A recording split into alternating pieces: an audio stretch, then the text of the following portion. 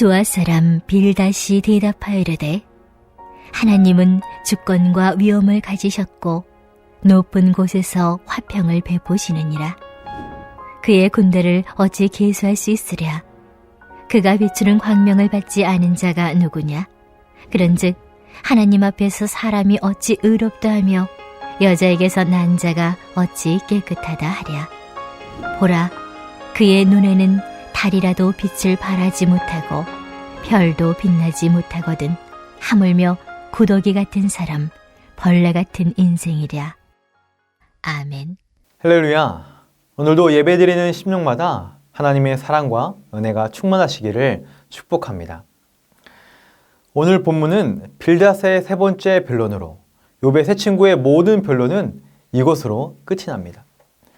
마지막 빌닷의 변론에서 눈에 띄는 점은 다른 친구들이 했던 말에 비해 매우 짧다는 것입니다. 또한 이전에 친구들이 했던 말을 상투적으로 반복하고 있습니다. 이는 결국 세 사람의 지혜가 욥을 대적하여 이길 수 없음을 의미하는 것입니다. 오늘 빌닷의 발언은 두 가지로 나눌 수 있는데요.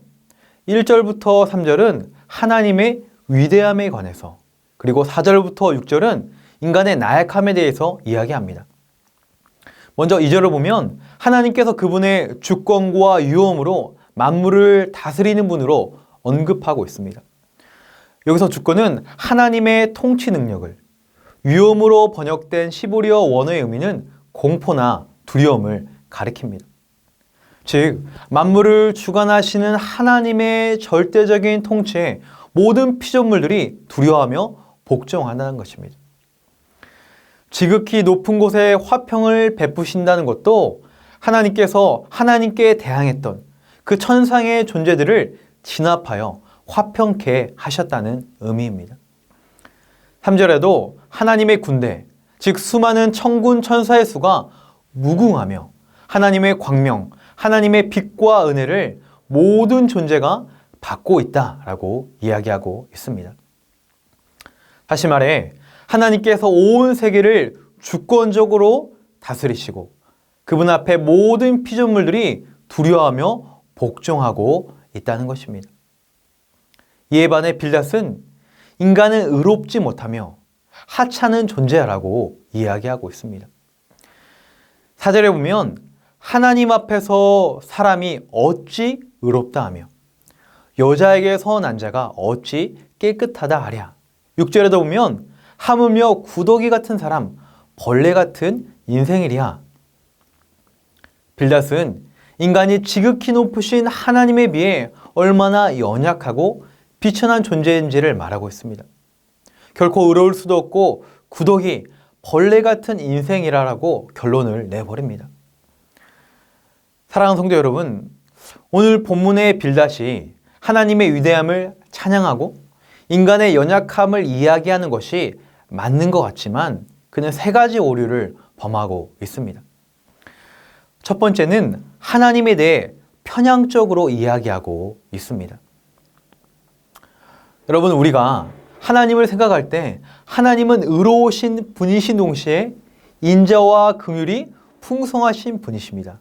믿으십니까? 우리 하나님은 지극히 높으신, 지극히 위엄 있으신 분이신 동시에 우리를 구원하시기 위해 가장 낮은 곳, 가장 천한 곳으로 내려오시는 분이십니다. 모든 만물을 통치하시는 전능하신 하나님이신 동시에 마음이 상한 그 한 사람, 그 한 사람에게 찾아와 위로하시며 억눌린 사람들을 구원해 주시는 사랑의 하나님이십니다. 그러나 빌닷은 권위를 가진 심판자 하나님만 이야기하고 있습니다. 그의 말에는 하나님의 긍휼과 사랑을 찾아볼 수가 없다는 거예요. 그저 자신의 논리를 주장하기 위해 극한 고난과 슬픔 중에 있는 욥의 마음을 헤아리지도 않고 하나님의 심판만 이야기하고 있습니다.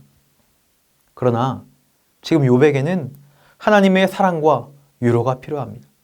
빌닷은 욥에게 하나님께서 그를 여전히 사랑하시고 얼마나 귀히 여기시는지를 알려주어야 했습니다.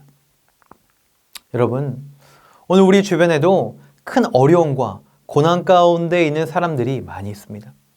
설명할 수 없는 아픔, 보이지 않는 어둠의 긴 터널 가운데 있는 분들이 계십니다.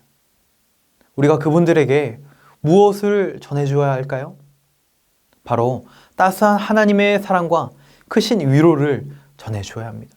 하나님께서 여전히 그분들과 함께 하시며 그분들을 붙들고 계심을 우리가 전해주어야 합니다.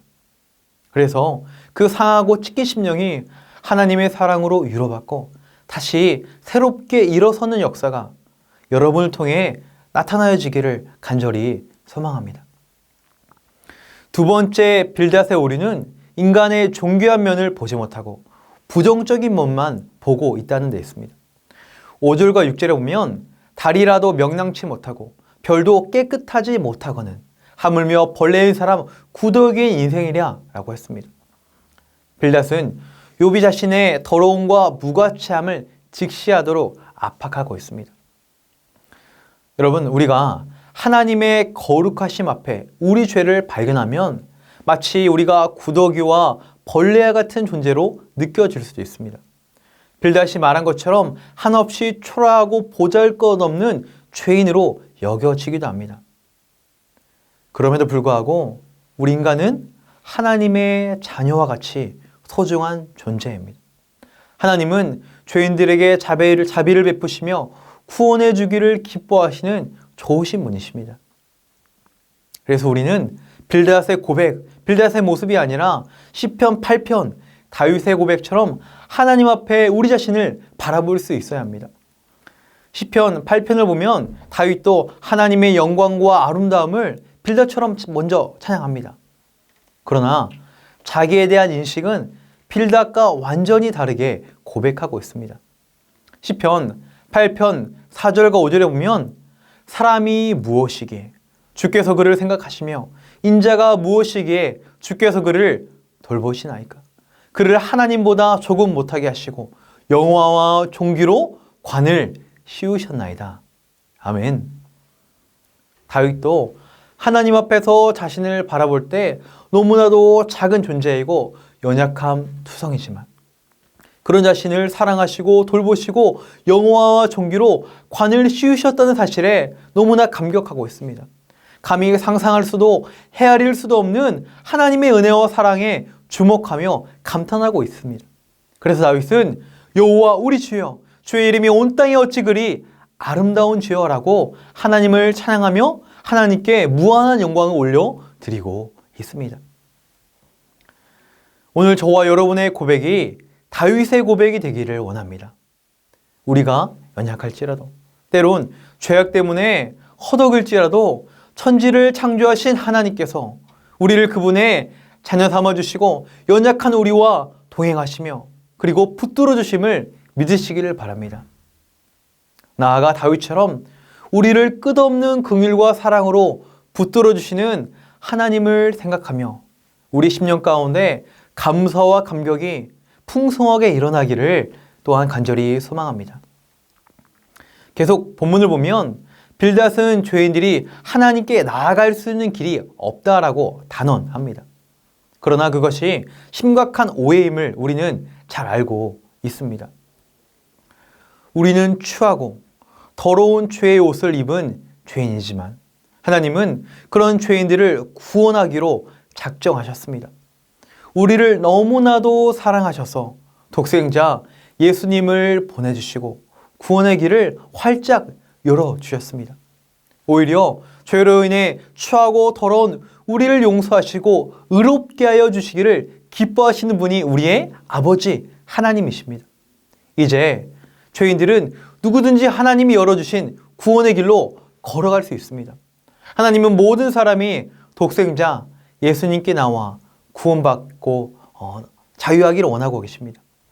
만약 이런 구원의 길을 두고도 빌닷과 같이 하나님께 나아갈 수 있는 길은 없다고 생각한다면 그보다 불행하고 안타까운 일은 없을 것입니다.